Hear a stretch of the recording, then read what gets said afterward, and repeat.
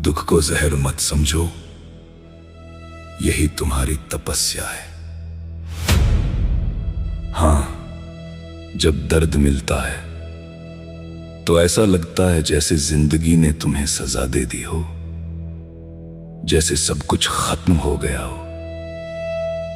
लेकिन सुनो, भगवान शिव कहते हैं, जिसे तू जहर समझ रहा है वही तेरी आत्मा को मजबूत करने की औषधि है। हे मानव, तू दुख से भागता क्यों है? तू उसे अपने खिलाफ क्यों मानता है? दुख तेरे खिलाफ नहीं है, दुख तेरे पक्ष में है।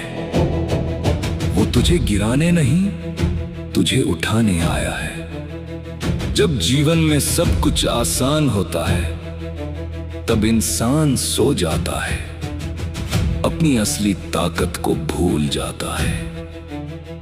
लेकिन जब दुख आता है तो वही इंसान जागता है, खुद को पहचानता है और अपनी सीमाओं को तोड़ता है।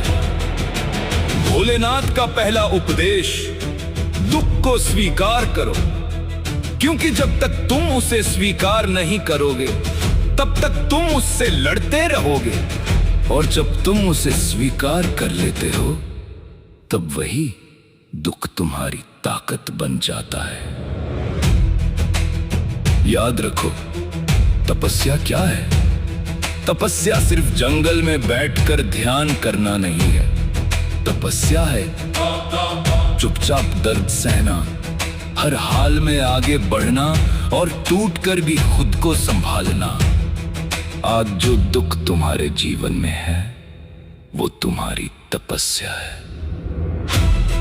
हर आंसू, हर ठोकर, हर असफलता, ये सब तुम्हें एक बेहतर इंसान बनाने की प्रक्रिया है।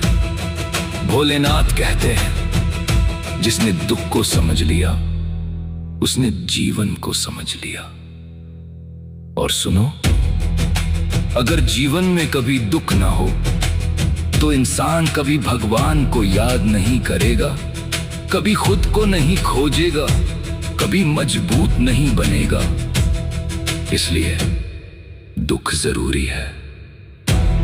भोले का दूसरा उपदेश, धैर्य रखो, हर तपस्या का एक फल होता है। आज जो दर्द तुम सह रहे हो वो व्यर्थ नहीं जाएगा। एक दिन यही दर्द तुम्हारी सबसे बड़ी ताकत बन जाएगा, और जब वो दिन आएगा तब तुम पीछे मुड़कर देखोगे और कहोगे, अच्छा हुआ ये दुख मिला, इसी ने मुझे वो बनाया जो मैं आज हूं। जब भी लगे कि अब सह नहीं सकते तो रुकना मत, टूटना मत, बस एक पल के लिए आंखें बंद करना और कहना ओम नमः शिवाय। क्योंकि जो शिव का नाम लेता है उसकी तपस्या अधूरी नहीं रहती। दुख को जहर मत समझो, यही तुम्हारी तपस्या है। और जो इस तपस्या को पूरा कर लेता है वो साधारण इंसान नहीं रहता, वो खुद एक शक्ति बन जाता है। और भगवान शिव का अंतिम उपदेश, दर्द से मत भागो, उसे अपनाओ, क्योंकि वही तुम्हें तुम्हारी असली ऊंचाई तक ले जाएगा।